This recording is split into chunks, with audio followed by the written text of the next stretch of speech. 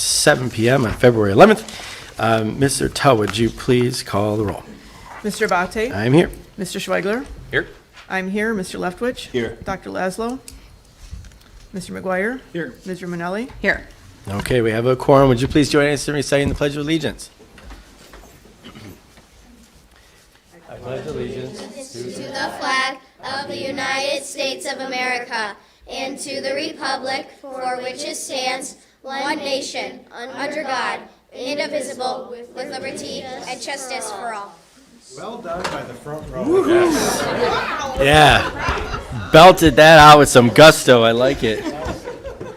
All right, so we're going to kick things off with some recognition from Sayre Elementary, and I think Ms. Kudwa. Yes. So Sayre's team is here today to share about their positive behavioral intervention and support, and I am told they need no introduction because they've practiced this, and they are going to introduce themselves. Awesome. So without any further intro, here is our Sayre group of fifth graders.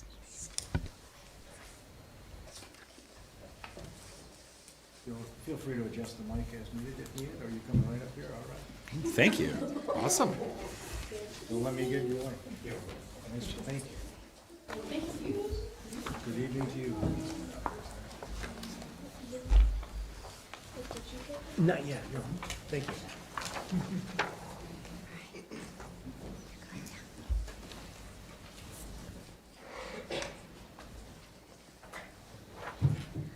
Good evening. I'm Stacy Mahi, and I am the Restorative Practices Facilitator at Sayre Elementary School. Hello, I'm Austin Villeneuve. I'm the General Education Social Worker at Sayre. And as you can see, we have some amazing students with us here today that are going to share with you guys something new that we are doing at our school called the Peace Path. Hello, my name is Leah Losses, and I'm in 5th grade at Sayre Elementary. Be sure to look inside your folder where you can find examples of the Peace Path. Hello, my name is Miranda, and I'm in 5th grade at Sayre Elementary. Hello, my name is Logan, and I'm in 5th grade at Sayre Elementary. My name is Jovan Morris, and I'm in 6th grade at Sayre Elementary.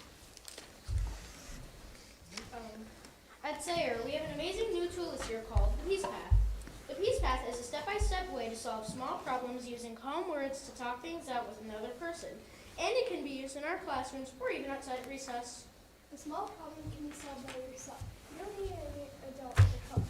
Some examples for a small problem are someone not following the rules of the game. A student being told they are not allowed to play. Someone not taking turns with other students. Some awesome benefits of the Peace Path are it helps students practice problem-solving skills with the same language across our school, encourages active listening skills, and builds self-esteem and confidence. Now Miranda and Leah will take it away.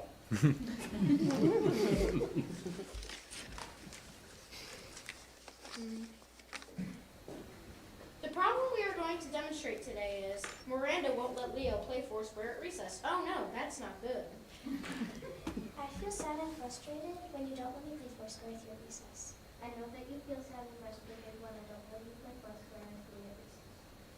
I feel upset when you ask to play Foursquare with me because it doesn't seem like you're asking before recess. I know that you feel upset when I don't ask before recess to play Foursquare with you. What can I do to make it better? I need you to let me play Foursquare with you recess. I will let you play Foursquare with you. Thank you. What can I do to make it better? I need you to ask to play Foursquare with me before recess. I will ask before recess to play Foursquare with you. Thank you. From now on, I will let you play Foursquare with me at recess as long as you ask before. From now on, I will ask before recess to play Foursquare with you.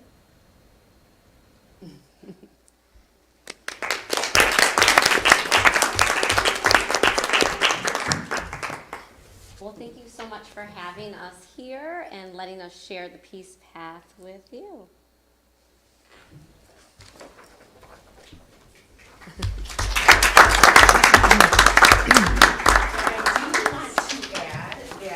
Stacy Mackey and Austin Villeneuve have been instrumental in helping the Peace Path to get rolled out. And fun fact, it is Austin Villeneuve's birthday. So, staying late and doing a presentation is my gift to him. So, thank you.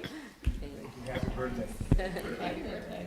Well, it looks like a fantastic tool. Can you tell us a little bit about how this might play out at school. I know you gave us the demo, but let's say you had that problem, right? So you come into class and you're like, I want to play Foursquare, like I'm all bent out of shape. How do we find our way to the path to work through that? So you need to ask like your teacher, because if like you're like just kind of like having like an argument with like say my friend Miranda, she will like my teacher will bring me and her down to their office and they have a peace path and we can talk it out with each other. Or there's also like a bigger peace path poster that we have that every classroom has, so that's available on there too. And once the weather clears up, we're gonna put some peace paths outside on the playground, so that way they can do it outside as well. So we have the large stencils and everything, but we just are waiting for a little break in the weather and making sure that adheres to the ground and there's no smudging or anything like that. And so we already have different locations out on the playground that we are going to put them out. And then you'll see in your folder too, there's 2 different types of peace paths. We created one for the JK and K students because we wanted to simplify it, but we also wanted to have pictures to go with the words, and we'll be having that outside as well, so they'll be able to use it when they have a small problem. So The little guy with the cross mouth and just the ear, like, don't speak, listen. right. It's good. It's really good. So have you been practicing this? Have you been teaching this to your classmates? How have you kind of rolled out the idea to each other?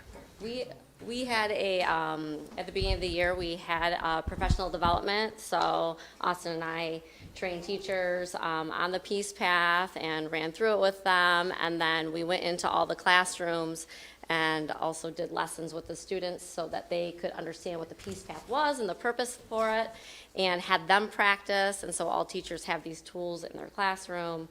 And we'll be going back in soon and going and checking to see how things are going and if there's any questions and anything that we can help support students while they try to, solve those small problems themselves. So It's super creative. What a great way to learn, like, sort of conflict management and finding your way to a place where you can both go forward and feel good about, what's going on or whatever it was that was frustrating you. It's really, really good. Now, does this work well with siblings that might get a little annoying asking for a friend? That's a much longer path. it can. Actually, I can speak to that. I'm Sue Morris, I'm the principal at Sayre. I can speak to that because since we've been using the Peace Path and Austin and Stacy rolled it out in every single classroom, it was interesting because sometimes I will end up with siblings in my office. And so I thought, well, now's as good a time as ever to use the Peace Path.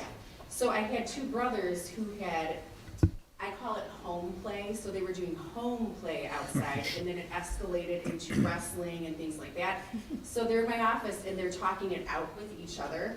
And what was so interesting is when they got to the part where they asked, what can I do to make it right? As a principal, I'm thinking with my principal brain, but they're thinking with their own, brains.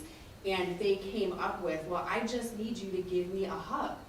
And so it was so simple, but it was meaningful to the kids. And so the brothers just said, okay. So they hugged it out, and then they were laughing, and then they were fine with each other.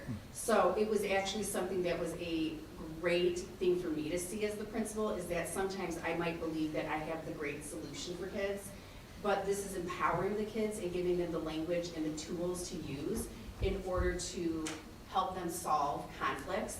And a lot of times what Stacy and Austin and I have talked about is through the years, students will not feel empowered to solve their problems. And so we would be noticing that a lot of times they would want an adult to solve the problem for them, or they would hang on to it and wait until they got home to tell parents there was a problem.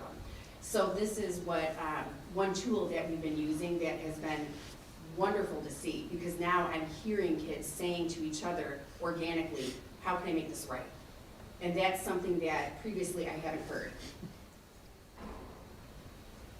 No, that's awesome, and I think for Sue and Austin and Stacy, thank you. And it's not only the tool, but I think like anything we do, it's the implementation that will help determine its success or not. And so going into every classroom and talking about it and demonstrating it certainly helps. And I think, Sue, you hit on it.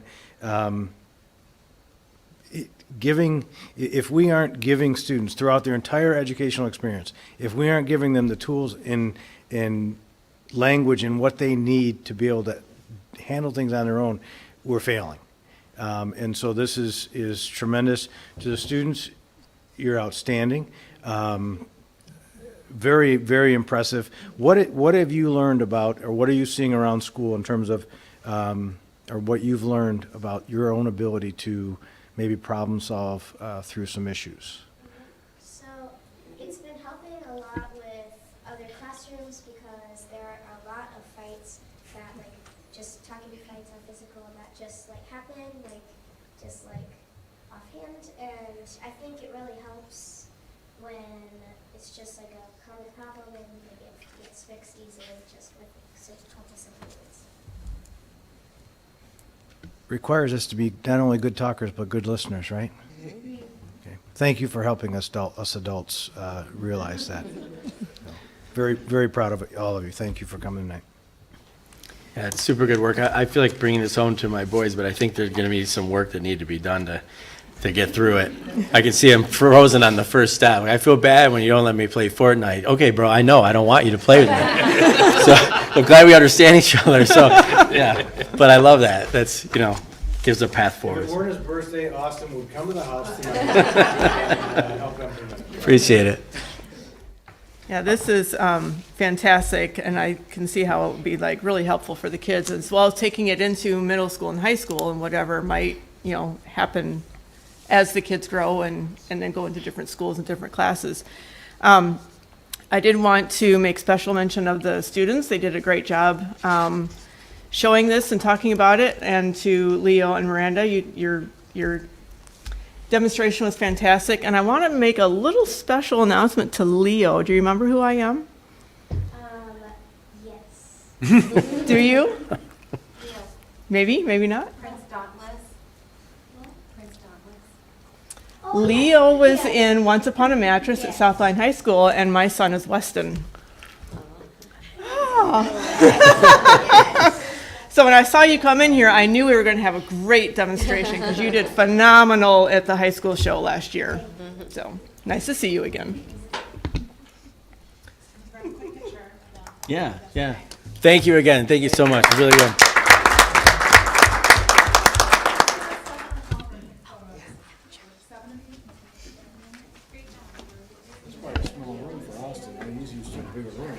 Right? Tony, you take it to paint it on the side and won't leak back there. Oh, okay. Now you have a folder.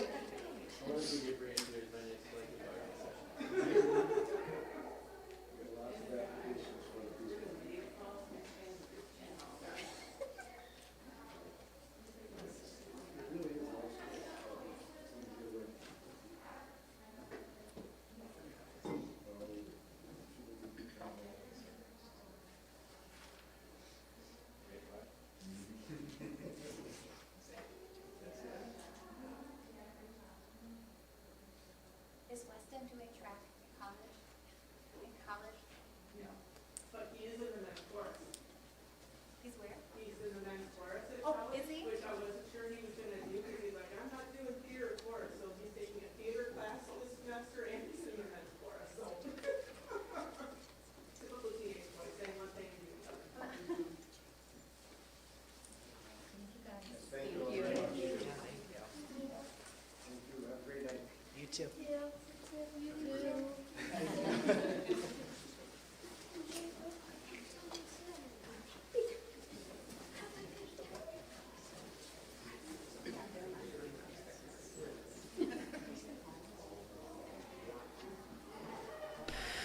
All right, that brings us to item 4, public comment.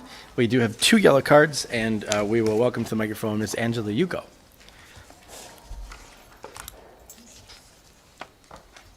Hello there. I'm Angela Yugo. I am the JK teacher at Bartlett Elementary.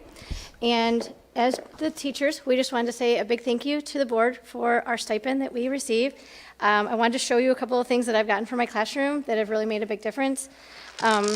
This is a double-sided board, and so the kids can use their fine motor skills with their magnets, and they're doing their matching skills. They have to match the capital letter with the lowercase letter. They can do their numbers, how many beads have to go into there. This one is formation of letters and formation of numbers. So as they take the magnet, it can either put them up or take them down. So it helps with their formations of their letters. It's just one of my stations that I do, and the kids absolutely love it. So thank you so much for providing us with that. And then my colleague, she received a grant from South Lyon Education Foundation, and she was able to buy 38 Tonys. So this is called a Tony, and what they do is they have little characters and little creatures that go on top.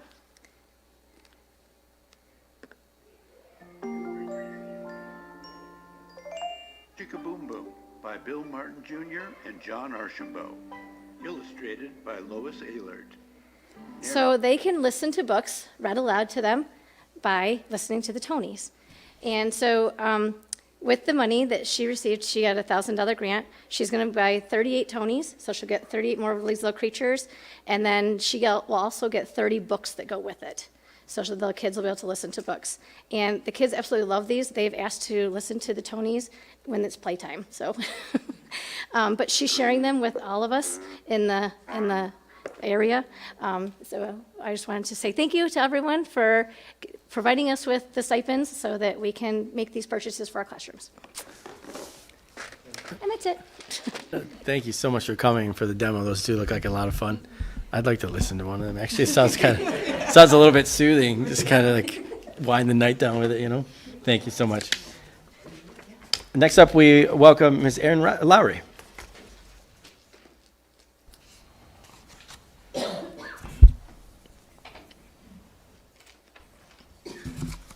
Hello again. As the external vice president for the South Lyon Education Association, I just wanted to share some good things again this month.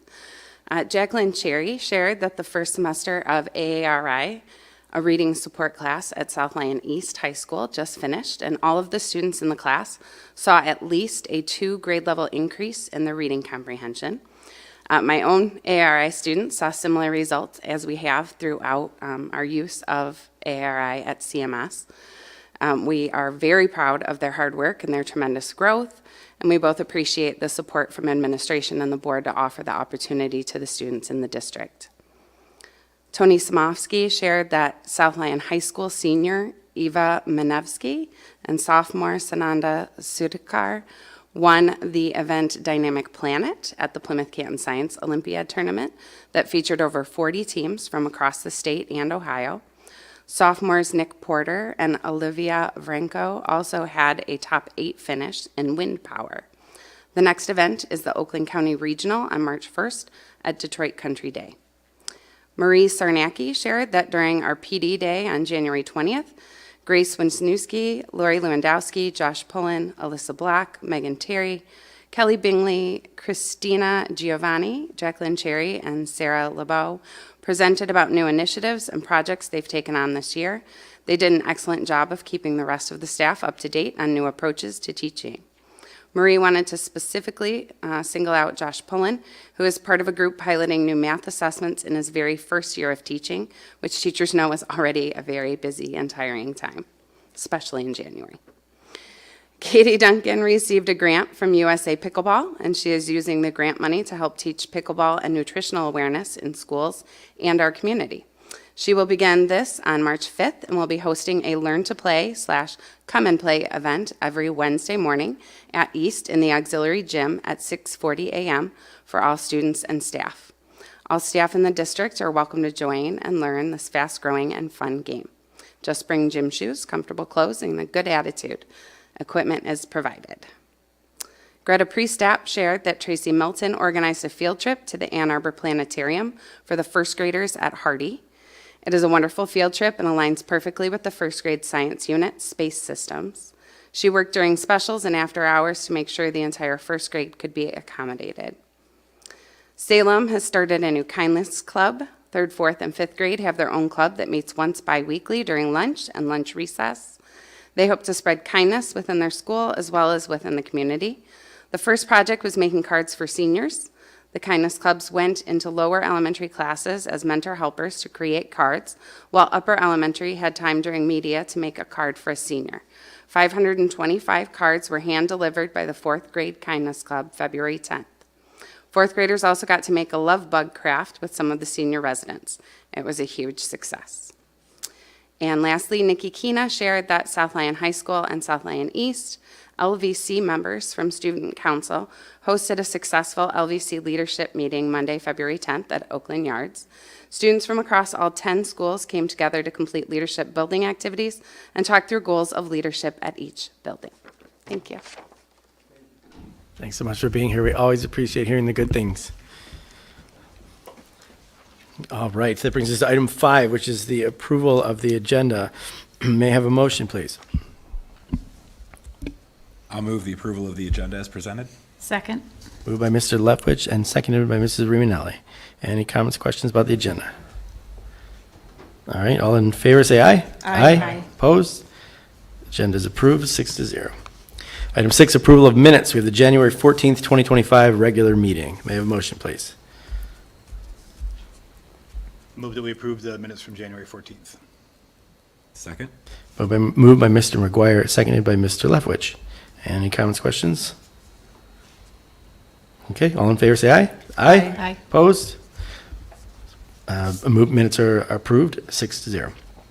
Item 7, approval of bills. We have the January 2025 prepays, bond run, wires, and ACH transactions and revenue report. May I have a motion? I move we approve the bills as presented. Support. Moved by Mrs. Riminelli and seconded by Mrs. Ertel. Any comments, questions? Okay, Mr. Ertel, please call the roll. Mr. Leftwich? Yes. Ms. Romanelli? Yes. Mr. Schwegler? Yes. Mr. McGuire? Yes. I vote yes. Mr. Abate? Yes. And bills are approved, 6-0. Item 8, hiring of instructional staff. Mr. Archibald. Yes, thank you. Staffing for the 2024-25 school year required the hiring of the following instructional staff: Megan Howd, social worker, South Lyon High School. The recommended action is to approve the hiring of the instructional staff listed above as described. Thank you. May I have a motion, please? Move that we hire Ms. Go ahead. Go ahead, you started first. Move that we hire Ms. Howard as social worker at South Lyon High School as proposed. Support. Moved by Mr. McGuire and seconded by Mrs. Ertel. Any comments, questions? Okay, Mr. Ertel, please. Ms. Romanelli? Yes. Mr. McGuire? Yes. Mr. Leftwich? Yes. I vote yes. Mr. Schwegler? Yes. Mr. Abate? Yes, motion passes 6-0. Item 9, revision to policies, second reading. Mr. Archibald. Yes, these policies were brought to the board at the January 14th meeting for information. No changes were requested. It's policy 3001, curriculum development, policy 4003, conditions of employment, policy 4004, evaluations, discipline and discharge, resignation, and policy 5008, meal charge, food services. The recommended action is to approve the policies as listed. If approved, we will update the online policy manual and distribute these policies as necessary. Great, thank you. Do we have a motion? I move we approve the policies as listed. Second. Moved by Mrs. Riminelli and seconded by Mr. McGuire. Any comments, questions? Okay, Mr. Ertel, please call the roll. Mr. Schwegler? Yes. I vote yes. Mr. Abate? Yes. Mr. McGuire? Yes. Ms. Romanelli? Yes. Mr. Leftwich? Yes. Motion passes 6-0. Brings us to item 10, Spanish 2, units of study. Mrs. Kudwa. Yes, the proposed updated Spanish 2 units of study were brought to the January 14th Board of Education meeting, and no changes were requested. We recommend you approve the Spanish 2 units of study as presented. Thank you. May I have a motion, please? I'll move approval of the Spanish 2 units of study as presented. I'm sorry. Yes, that's where we were at. Support. Yes, I'll keep that. Thank you. Moved by Mr. Leftwich and supported by Mr. Schwegler. Any comments, questions? No, I will say, there's a lot of times these teacher committees will get together and spend a lot of time outside all of the other stuff that they do. And I just, for this group and for the groups that have done this work and will continue to do the work, thank you for putting the extra time to pick out the appropriate materials going forward. Yeah, I'm glad you noted that. By the time it gets to this moment, Yeah. a ton of work has gone into the place. So it's nice to be able to get those things taken care of so we can get out to the kids. All right, Mrs. Attell, please call the roll. I vote yes. Mr. McGuire? Yes. Mr. Schweigler? Yes. Ms. Romanelli? Yes. Mr. Abate? Yes. Mr. Leftwich? Yes. Motion passes 6-0. Item 11, reinstatement of student. Mrs. Kudrow. Yes, a reinstatement hearing was held in accordance with MCL 380-1311 to consider the reinstatement of a student previously expelled by the Board of Education. The student has satisfactorily met the conditions for reinstatement as outlined by the Board of Education. The committee is recommending that the student be conditionally reinstated at the end of February 2025. We recommend that you approve the committee's recommendation for conditional reinstatement. Thank you. May I have a motion, please? I move to approve the recommendation for conditional reinstatement as presented. Second. Moved by Mr. Attell, seconded by Mrs. Riminelli. Any comments or questions? Okay, Mr. Attell, please call the roll. Ms. Romanelli? Yes. I vote yes. Mr. Leftwich? Yes. Mr. McGuire? Yes. Mr. Schweigler? Yes. Mr. Abate? Yes, motion carries 6-0. Item 12, 2024-25 budget revision. Mrs. Gray. So should I read this first and then do the presentation, or should we do it in reverse order?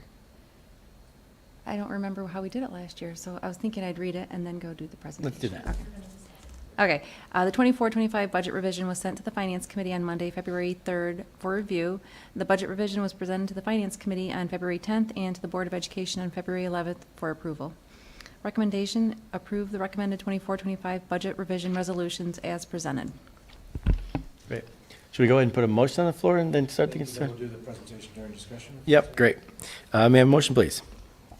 I'll move to approve the recommended 2024-25 budget revision resolutions as presented.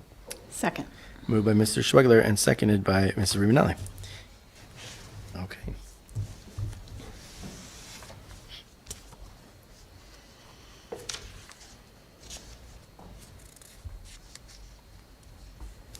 Okay. Slide 3. So on the 24-25 budget revision, we have a beginning fund balance at $17.6 million. That was from our June 30th ending fund balance. And our estimated revenue, $119,738,000. Our estimated expenses for the budget revision, $120,327,000. That gives us revenue less expenses is our operating loss of $588,967, giving us an estimated ending fund balance at the end of the year at $17 million, approximately 14.2% of our operating expenditures. Slide 4 is just an overview of what the official budget resolutions look like, and this is for the general fund, and then the details we can look at on the next slide. And so the yellow column, we look at the budget to actual comparison. So the 23-24 column is our actual numbers at the end of last year, and if we compare it to our revised budget, you can see our grand total revenue is about $3.4 million down, and primarily due to federal and state funds, a lot of grants that didn't reoccur in the current year. And our expenditures were about $776,000 higher than where we ended up last year. So moving over to the blue columns, the budget comparison, our proposed budget from back in June compared to this budget revision, you can see the differences. And so we have a total revenue of the $119,738,000 in the revision. That's approximately $841,000 decrease in overall revenue, and we'll talk about what changed a little bit more detail, but overall it's our state funding that decreased, and we had some increases on our local side. Expenditures, $120,327,000. It was a decrease overall of $2.2 million, and you can see the estimated fund balance. It's an improvement of about $2.2 million from where we were thinking we were going to be in June. So that's approximately a 2% increase in our estimated fund balance, from 12% to 14%. looking at revenue, on slide 5, we have our revenue by source. So you can see, the majority of our funding is state, 78%, and then we have our local revenue sources, which is 14% of our budget, property taxes, interest income, athletic gate revenues, and then we have our interdistrict sources at 5% and federal sources at 3%. Slide 7 just kind of gives us an idea of in each bucket what's causing those changes.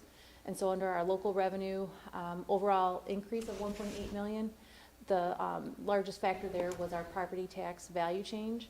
And the next slide goes into detail about that. But overall, it doesn't change our budget. It just changes the bucket that we're getting the funding from.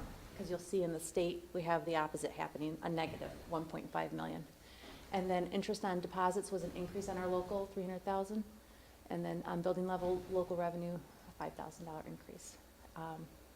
The state revenue changes, this is where the majority of our work is this current year on our state funding. So our local share of the property tax is it decreased our state funding side, so that's a $1.5 million decrease on our state funding. Our state aid per pupil, there is no increase, and if you remember in our original budget, we had budgeted $240 per pupil increase. That's a $2 million budget reduction. And then on our fall FTEs, we estimated in June, and our fall FTEs came in slightly. And there's a slide that details this, came in slightly below, so that's a $148,000 decrease in our budget. And then we had state aid 29.7 enrollment stabilization, $113,000 decrease. This one was a great surprise for the district. It's a new revenue stream for 24-25 only. It's the 147A4 funding. And if you remember the buzz about the 5.75 UAL reduction, this is how the state handled it for the current year. Next year, they're going to reduce the UAL rate, but this year they couldn't reduce the retirement rate, so they had to give state funding in place of it. So we have one-time funds of $3.3 million. And then on state aid MIPSers 147C1, the UAL rate stabilization revenue decreased 4.9 million. It's because the state allocated a significantly lower portion, and that's our portion of the UAL payment. So we receive revenue, and we'll also have reduced expenditures. It's not an exact in and out, but it's pretty close. It's not just a decrease in revenue. And then we had some other MIPSer changes, $72,000 decrease. And then we had an increase in our special ed revenue, $624,000. And on the last line, the state grant changes, about a $2 million increase. So overall, our state aid, or our state revenue sources are changing or decreasing 2.8 million. On the federal revenue, it's grant changes that were causing our decrease, 103,000, and there's a slide about that in a couple slides. And then for fund modifications, overall, $254,000 increase, and most of that is due to our PA 18 special ed revenue from open schools. And then we had some Talent Together apprenticeship revenue from other school districts, 52,000, and sale of assets, we sold some buses, about 17,000. So overall, our revenue decreased 841,000. So we kind of talked about it a little bit in our property tax value changes. So in our original budget back in May, I pulled the report, and our taxable value multiplied by our tax levy gave us the $12.6 million total levy in our original budget. And then during our budget revision, the reported values increased significantly. So our levy for operating is $14.16 million. The difference between those two levies from original budget to revised budget is the $1.5 million. And so our state funding is going to decrease by that amount, and our local funding increases. Net effect is zero overall for the budget, but we're just changing the buckets of where we're receiving the funding.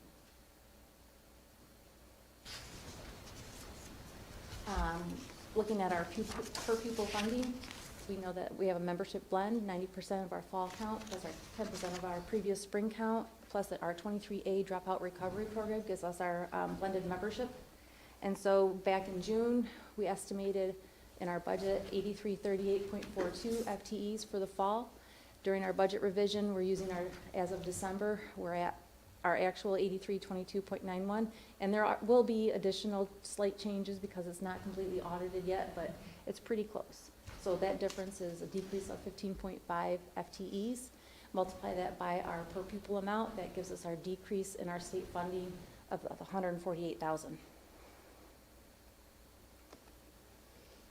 Slide 10 is the detail on our state grants. If you look at the total under the difference column, it's the $2,071,000 that we referred to a couple slides ago.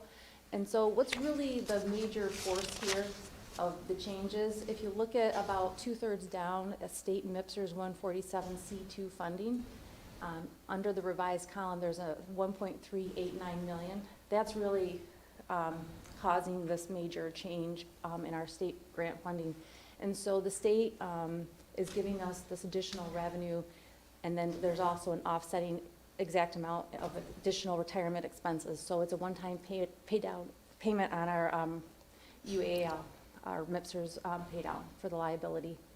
So it's the state's way of paying down the liability for MIPSR's. So what it's doing is inflating both revenue and expenditures. The overall net effect on the district is zero. Just a lot. We have to treat it as a grant because we have to report the expenditure side with a grant code. So we put it into this bucket of money. So some other grants that are changing, our at-risk money increased, $189,000. Our school readiness program, our GSRP program, we added a classroom, so we have additional funding there. And then another big one that changed, our 31AA mental health grant. That was a $591,000 increase. We received additional funding that we had not anticipated in our proposed budget. On the federal grant side, there was only about $103,000 decrease. And the majority of that is due to our IDA funding. So the funds that we received through open schools for our federal side of our special ed funding decreased. And sometimes that happens and sometimes it increases. So that was the majority of the $103,000.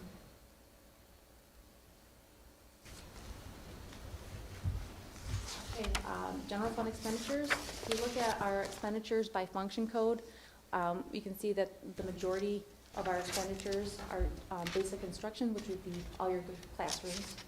And then added needs at 12%, which would be special ed and compensatory education. And then 10% would be pupil support services. That's your OT, PT, psych, social work, counseling. And then instructional support services would be a lot of curriculum, improvement of instruction at 3%.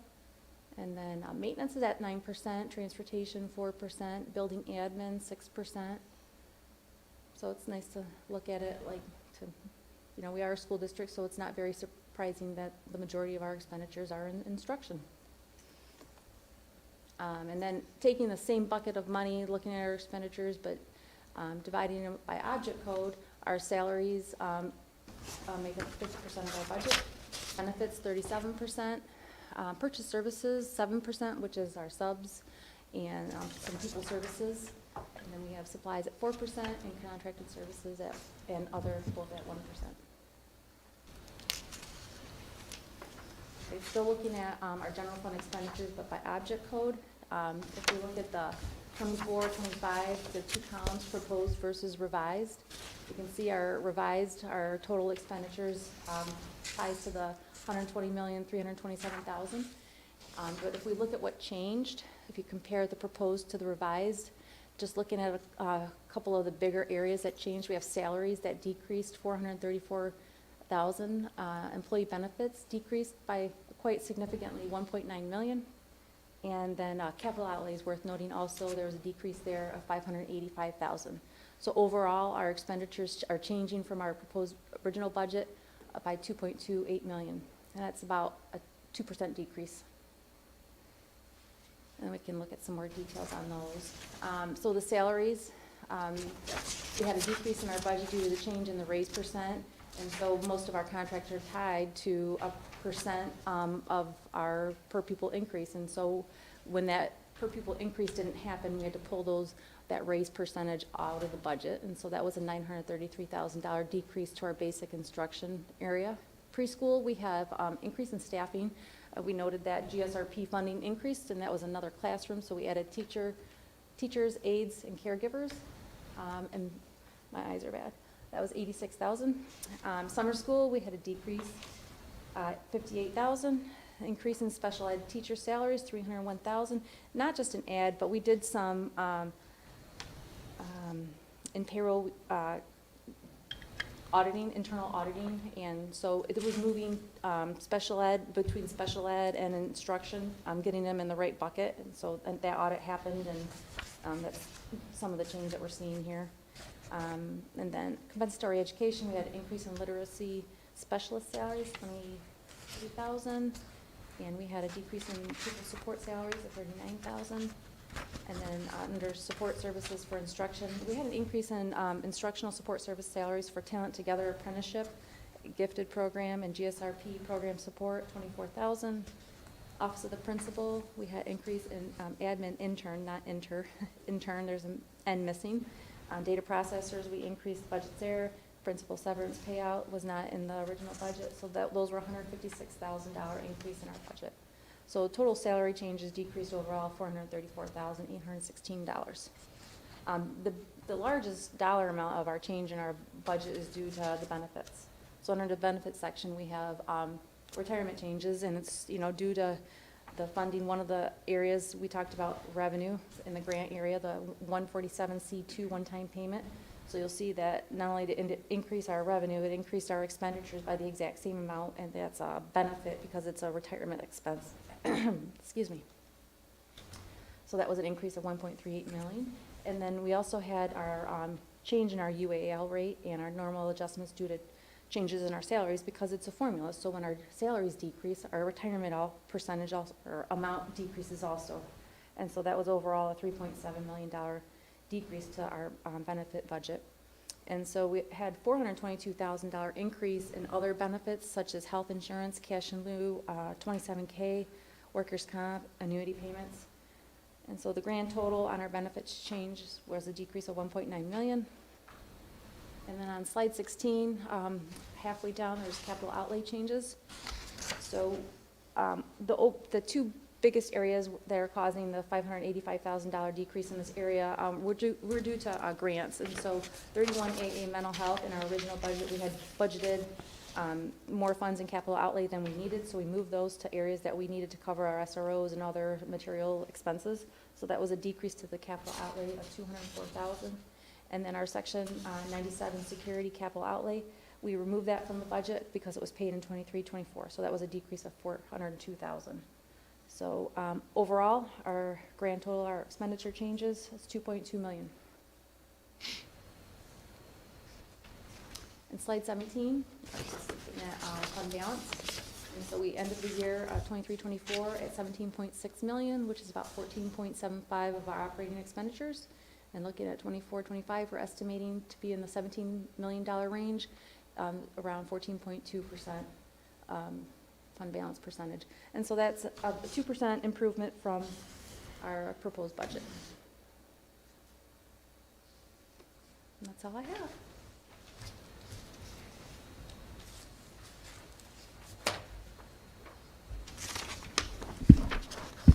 Thank you very much for laying that out for us. It's always interesting to look at that fund balance slide, see where we've been and where we are. It's a much better place to be. Yep. All right. Any comments, questions? I just want to say that I very much appreciate the way you break down the major and largest parts of the budget so that it's easy to digest, because I do find it relatively easy to digest. All right. We have a motion for approval, and Mr. Tao, would you please call the roll? Mr. Abate? Yes. Mr. Schwegler? Yes. I vote yes. Mr. Leftwich? Yes. Mr. McGuire? Yes. Ms. Romanelli? Yes. Motion passes 6-0. Item 13, 2020 bond bid pack number 27, interior renovations project bid recommendation. Mrs. Gray. Okay, this bond project includes interior renovation work at the high school, Centennial, Millennium, and ECC. The bids were received on January 28th, 2025, and post-bid review meetings were conducted by Barton Mallow and IDS with the contractors during the last week of January. All bids were found to be in order. This bid pack was reviewed with our committee on February 5th and with the Facility Planning Committee on February 4th. The committees reviewed the recommendations and approved bringing the following contracts to the board for approval. We have demolition awarded to Blue Star Demolition for $67,400, General Trades Spence Brothers for $269,900, MMS Flooring to Turner Brooks for $265,000, SLHS and ECC Flooring to Shock Brothers Flooring for $193,100, painting to RNG Painting for $33,000, gym equipment to C&M Associates for $96,943, and mechanical work to Dan Bois, I'm not sure, mechanical for $699,044. The total contract to be awarded $1,624,387. The recommendation is approve the recommended contracts as presented. Okay, thank you. And may I have a motion, please? I move to approve the recommended contracts as presented. Second. Moved by Mr. Tell and seconded by Mr. Ruminelli. Any comments or questions? Okay, Mr. Tell, please. Mr. McGuire? Yes. I vote yes. Ms. Romanelli? Yes. Mr. Bate? Yes. Mr. Leftwich? Yes. Mr. Schwegler? Yes. Motion passes 6-0. Item 14, Bond 2020 Technology Device Purchase Recommendation. Mr. Gray. The district seeks to purchase Chromebooks, laptops, and accessories in accordance with the device purchasing schedule for the 2020 bond. These are purchases to provide Chromebooks to all fifth grade classrooms, incoming sixth grade students, 10th grade students at both high schools, as well as the replacement of convertible touchscreen devices for junior kindergarten through first grade. Included in the quantity are purchases for secondary science room laptops and district-wide staff laptops and docking stations to replace devices to meet the district's 4-year replacement cycle. All purchases exceeding the bid threshold are required by the state of Michigan to be approved by the board. The district verified compliance with district and state competitive bid requirements. Bids were received from the 2025 RMC Technology and Furniture bid. The quantities and costs are within the projected budget for the purchase of mobile computing devices identified in the 2020 bond for technology. The total recommended purchase is $2,228,138.80. The recommended vendors and purchases are listed below. So for the category of 11-inch Chromebook, recommended bidder is Intercom TSG for $501,900. 11-inch touchscreen Chromebook, recommended bidder Intercom TSG, $555,900. Management licenses, recommended bid Intercom TSG for $112,100. Protective cases, recommended bid CDW Education, $24,950.80. 16-inch laptop for staff and science rooms, recommended bid Intercom TSG, $871,000. And laptop docking stations, recommended bid CDWG, $162,288. Recommendation, approve the bond 2020 technology device purchases as presented. Thank you. May I have a motion, please? I move we approve the bond 2020 technology device purchases as presented. Second. Moved by Mr. Ruminelli and seconded by Mr. McGuire. Any comments or questions? I do have one quick question, curious. How are the protective cases doing at minimizing repairs and damage? Because it's not that long we've been purchasing them, right? Yeah, just last year was the first year that we purchased them for the incoming sixth grade students, and they've actually done a really good job. We've seen about a 75% drop in repairs for that model that's covered with the case. And the weakest part of the Chromebook is the screen, and that's what we see the reduction in repairs for, is that screen, yeah. Great. That's why we're recommending purchasing them again. What happens to all the equipment that we're replacing? So, we send that to a recycle company. They send us a certified letter that they've disposed of it in an environmentally friendly manner. Anything that has any value to it, they send us a check. Oh, okay. And every time we've sent something out, we've gotten money back for it.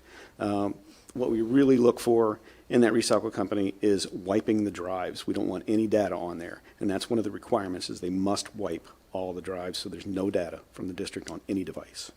Thank you. Great, thanks so much. All right, Mr. Towers, please call the roll. I vote yes. Mr. Schwegler? Yes. Mr. Leftwich? Yes. Mr. Bate? Yes. Mr. McGuire? Yes. Ms. Romanelli? Yes. Motion passes 6-0, which brings us to Section B, Information and Inquiry, and item 15, Administration Legislation. Mr. Archibald. Yes, thank you. A couple quick updates. There were some bills signed in late January, signed into law. Just quick overview. There were 7 or 8 of them in total, but a quick summary. One of them establishes, or will establish, intend to establish, standardized response terminology. So, for example, schools and law enforcement will refer to, when we say the term lockdown, by example, we all are following a similar definition to what that means. So, as opposed to, a soft lockdown, a light lockdown, a medium when we say lockdown, it's going to mean this. And the school personnel will understand that as well as law enforcement. That's just one example. There's others with regard to responses. And again, so that's uniform.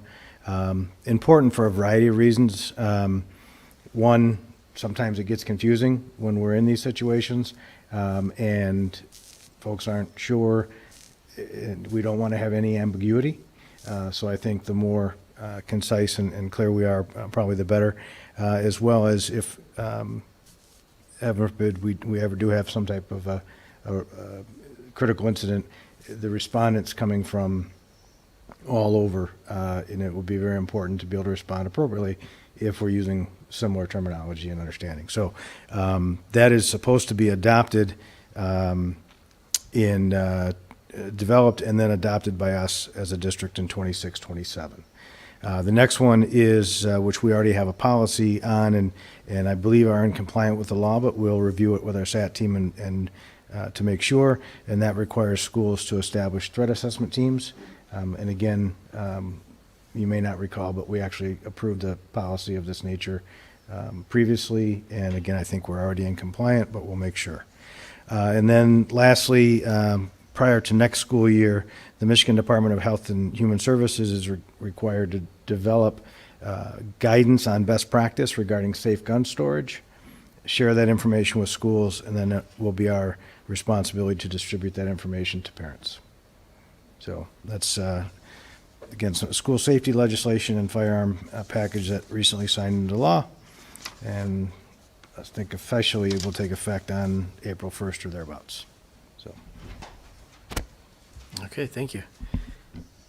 Item B, non-resident schools of choice resolution, 2025-26 school year. Ms. Goodwin.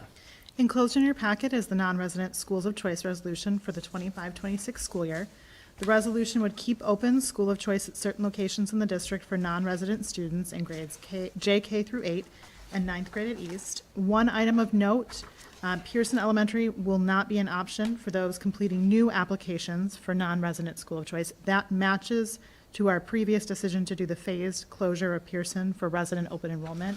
They are getting full with just their boundary students and the programs they house, so this would mean both internally in the district for people looking to apply to a different elementary school and externally people looking to join our district from outside. That school would not be an option for them to select for next school year if they are applying for the first time. So if they're already at Pearson, we kind of are letting those students finish out. So if they're a non-resident family who's already there at Pearson, they would be able to continue there as a family. In addition to the resolution, you have the non-resident schools of choice guidelines and application, and this item is brought back to the March 4th meeting for approval. And then once we have approval, it gets posted to the county website to advertise that for students who might be looking for a district. I have a question. Southline High School and Centennial are not on the list. Is it just space availability for those two schools? Is Yes. just not there for? We pick a school at the middle school and a school at the high school that Okay. students attend. All right, any other questions? No? Okay, thank you. MC, MASB Board of Directors election. Mr. Leftwich. Thank you, Mr. Batse. The Michigan Association of School Board Board of Directors election will be held next month. I see you're all looking at the packet. South Lyon Community Schools has, we are afforded one vote for our region. If you're looking through the packet, our region is Region 8, so please note which candidates are in Region 8, which ones are not. Our obligation next board meeting is to coalesce around one candidate from Region 8 and vote on and make a motion to support one candidate. My recommendation to the board is that everyone look through the candidates for Region 8. There are 8 of them, and perhaps bring forth your top 3. And then what we'll do is engage in somewhat of an open discussion. Everybody identify what candidate they would like to choose, and maybe we can start to eliminate some candidates and maybe coalesce around ones that kind of are front runners at the beginning of our identifying process. So just take a look at those packets before next meeting, bring forth your top 3 candidates for Region 8, and we will coalesce around a candidate and cast our vote in the next meeting. Sounds good. Thank you so much. You're welcome. Okay, brings us to item D, Board Committee Reports. Mr. Leverich, once again, anything going on in the legislative? Nothing more than what Mr. Archibald reported on tonight. All right. Policy, we did not need to meet this evening. Finance, Mr. Swigler. We met yesterday. You heard the vast majority of what was discussed. We also had some discussion regarding some clubs and appropriate compensation for those that are helping to develop clubs for the district, for the students in the district. All right. Are these new clubs or just reviewing? There were some new clubs to consider this year, yes. Some were just started this year. Some, they're in their 3rd or 4th year going on. And so it gets hard to kind of equate compensation with the passion of the kids in the club, with the number of kids impacted, with the length of time they've been working on it. So we're hoping that maybe at some point in the future we can create a more objective way to address these, because it's kind of messy. All right. Facilities and grounds. So the majority of the conversation was around the bids that had come in that we just voted on for tonight. We also went over, there are more bid packs going out soon, and they are for various site athletic improvements around the district, paving around the district, roofing, and some playground equipment. So I would expect in the next couple of months, we'll see some more packages to approve. Okay. And curriculum communications. We have not met since our last board meeting. All right, thank you very much. Item E, do we have any others? I do have a few, and I'll try to, or a couple, and I'll try to go quickly, but one is regarding, as you know, we have several, we engaged in several initiatives this year with Plant Moran Real Point. That includes our pupil enrollment projection study, our building utilization assessment, and facility assessment / long-term capital improvement plan. We've been working on those since the fall and continue to do so. And so what we will be doing is scheduling 2 study sessions with the board to review that information. One of them is scheduled for Tuesday, April 1st. And at that meeting, we'll cover the demographics, the enrollment projections, and the building utilization. And then on April 22nd, we'll meet to talk about the facility assessment and the initial prioritization or ideas for long-term capital improvement planning. So that information is coming up. And then also, we are engaged in our strategic planning process, as you know. To give a kind of a brief progress up to date, we've administered an electronic survey that we received nearly 3,000 respondents, which is an excellent response. We've hosted student forums at both the high school and middle school level. We have identified 4 focus areas for the plan, for our new plan, as well as goal statements to go along with each. We have drafted versions of the revised vision statement, our mission statement, and our guiding principles, again, using the feedback from the respondents to help frame some of those revisions. Our committee will meet, our next meeting is February 27th, and we hope to have identified the final draft version of those items. Again, ultimately, everything will come back to the board for approval later in the year. We did talk about community forums at one point. Based on the extensive feedback that we've received, we're going to hold on holding those for right now.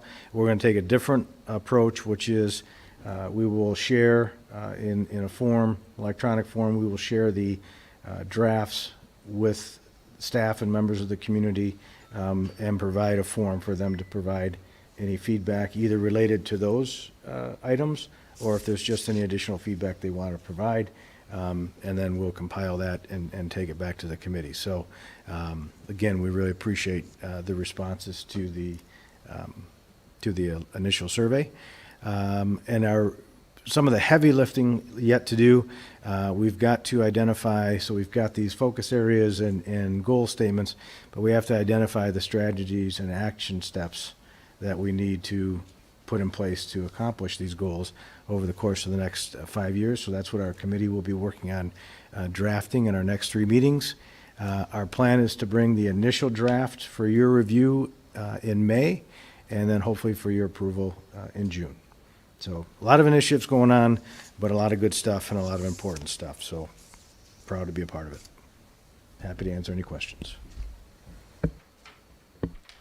It's all good work. Excited for it.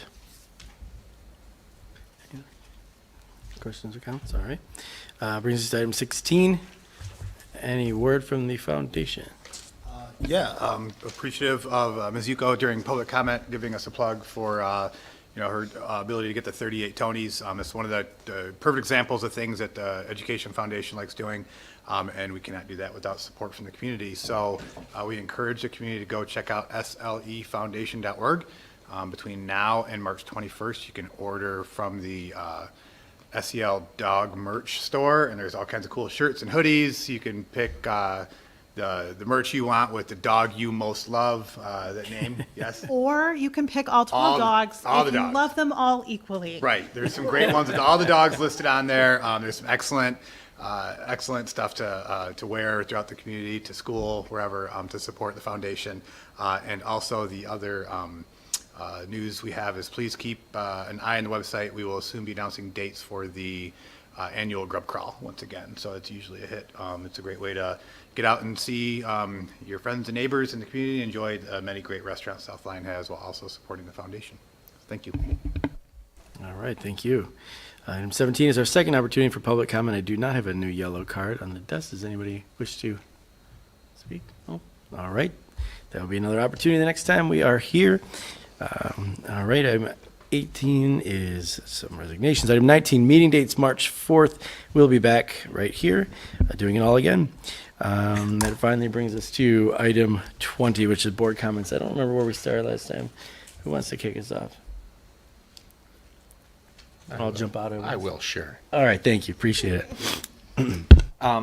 So one of the comments I just kind of wanted to go over, when you see a report like that's where there's a lot of extensive work, such as the budget, it's hard for the public and those who are in attendance to really understand just how much work goes into that, and to try to prepare a budget that is accurate in its prediction, because there's so many unknowns, especially with the timing of when the budget is due at the end of June, and you just having complete information like how many students will be enrolled at the end of the fall count, and what the governor will actually choose and the legislator will choose for your per pupil increase. And given the uncertainty that has to go into that every single year, I could not be more pleased with, I mean, it wasn't pretty when we saw a potential $2 million reduction, and it wasn't great news when the governor said, we're not going to give you any per pupil increase.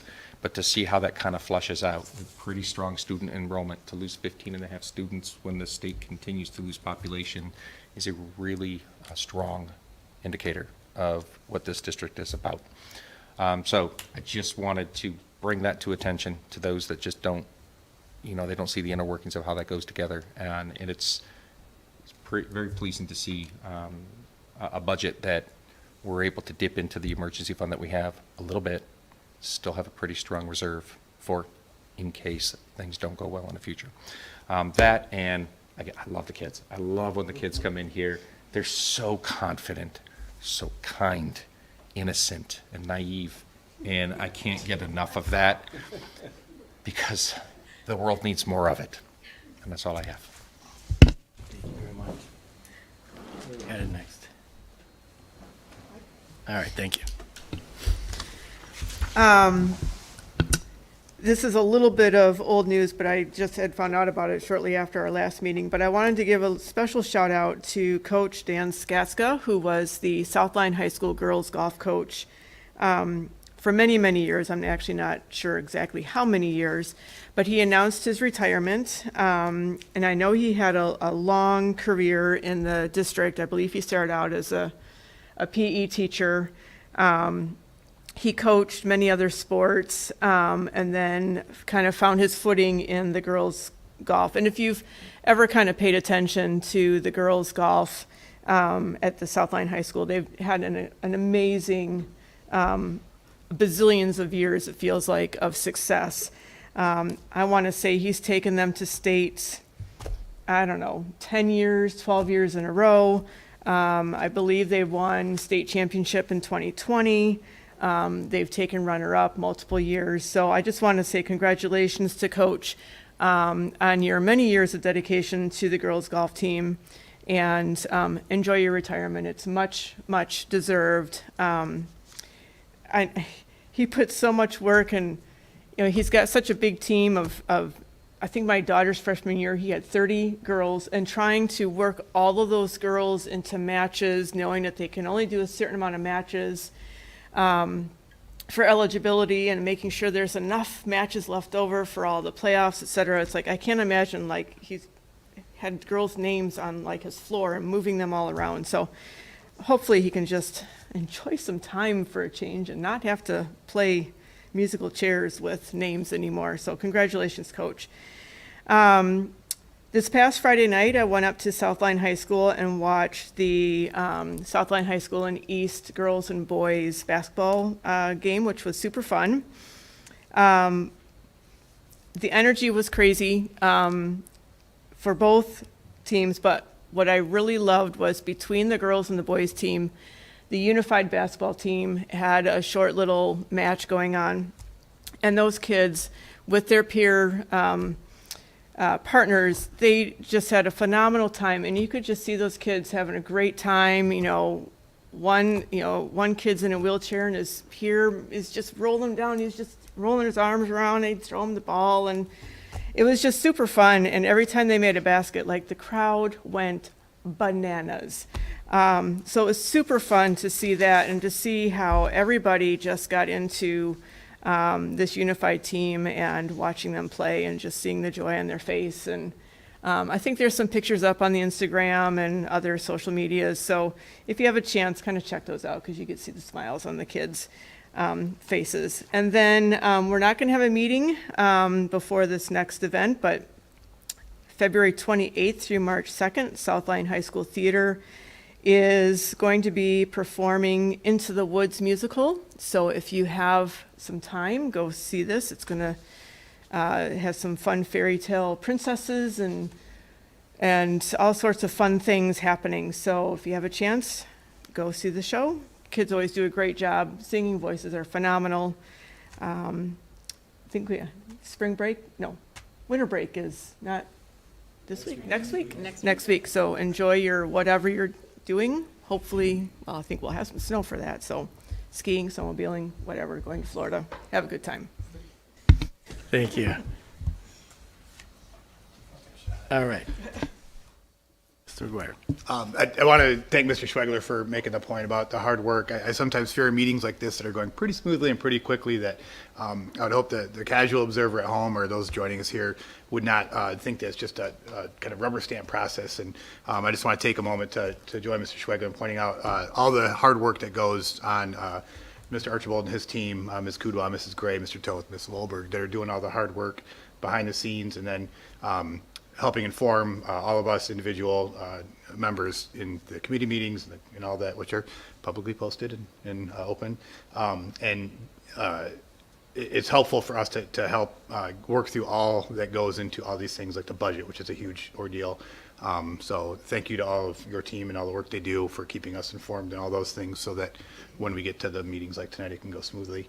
And also, I'm very impressed by the Sharks that joined us this evening, as well as their amazing adults. I joked about it during the break, but I really do appreciate the laminated copy of this because I think I will take it to work. I think there is something that adults can learn from kids. And I think it's awesome that kids can take something that, once you put it in this format, it seems so relatively simple that folks that are having conflict can discuss it and say where they're coming from and what they want and what they need. So I appreciate that very much. Thank you. Please. Well, also, I'll echo everybody. Thank you to the Sayre Sharks. That was fantastic and great, and I too shall be implementing this at home. My kids are slightly older, but you know what? 22 isn't too old for this. I'll echo Ms. Ortel too. Into the Woods is coming up on the 28th, 1st and 2nd. They are doing really just amazing things. They're having fun. And I will also echo all the work that goes into the budget presentation as someone who's done this in a past life, to not only recognize and echo all the hard work that goes into this, but to make it digestible and understandable to the layperson. Yeah, I know it's 16 slides, but really, with all the things that go into running a district of this size, to be able to bring it into a format that is easily understandable, thank you. So that is all. Oh, no, it's not all. Happy Valentine's Day. Enjoy midwinter break. If you love snow, go you. And if you're going somewhere warm, even better. Thank you. Thank you, Mr. Abate. Thank you for bringing the good things tonight. We appreciate hearing that. And also, like my fellow board members here, I do want to, thank Chris Gray and your entire team for bringing what I call Mr. Archibald's budget to life. I'm really pleased with it. We maintained all of our services. We maintained all of our programs, and didn't look at the future last year and knee-jerk reaction and cut things and end up with a surplus. We stayed calm, we relied on our fund equity, and we should be comfortable borrowing a little bit from it. We can borrow that much from it for a lot of years and still stay within our policy. So I'm pleased with how that all worked out. I think it's a good example of using the taxpayer dollars to the fullest extent of the services for the students and the programs and the staff here at South Lyon Community Schools. And I'll end with that reminder, and this is shown when we do comparison slides to districts of our size around the state. Our fund equity, while healthy, is sizably lower than our colleagues and our counterparts of our size. Again, showing our commitment to using our dollars as beneficially as possible to our programs and our commitment to our students. So thank you, everybody, for making that happen. That's all from me. Thank you very much. The things have been said and said well, so I'm not gonna rehash, but I echo all the thanks, and I'll just add from the superintendent's office and curriculum and finance and HR, the smoothness of these meetings and the confidence with which we can vote and take care of business is due to the effort that you put in and the trust that we have in you to run the district at the level and the quality and the professionalism that you bring. So thank you very much for that all the way around. The path. The path's gonna need to happen at home. I've been thinking about it now for a little bit here. I've been we're gonna work some things out. But it's really good. I'm so glad that they brought that. It was a lot of fun. So that's all I have this evening, except to ask you all for a motion to adjourn. So moved. Second. Moved by Mr. Leftwich, seconded by Mr. McGuire. All in favor of adjournment, say aye. Aye. We are adjourned.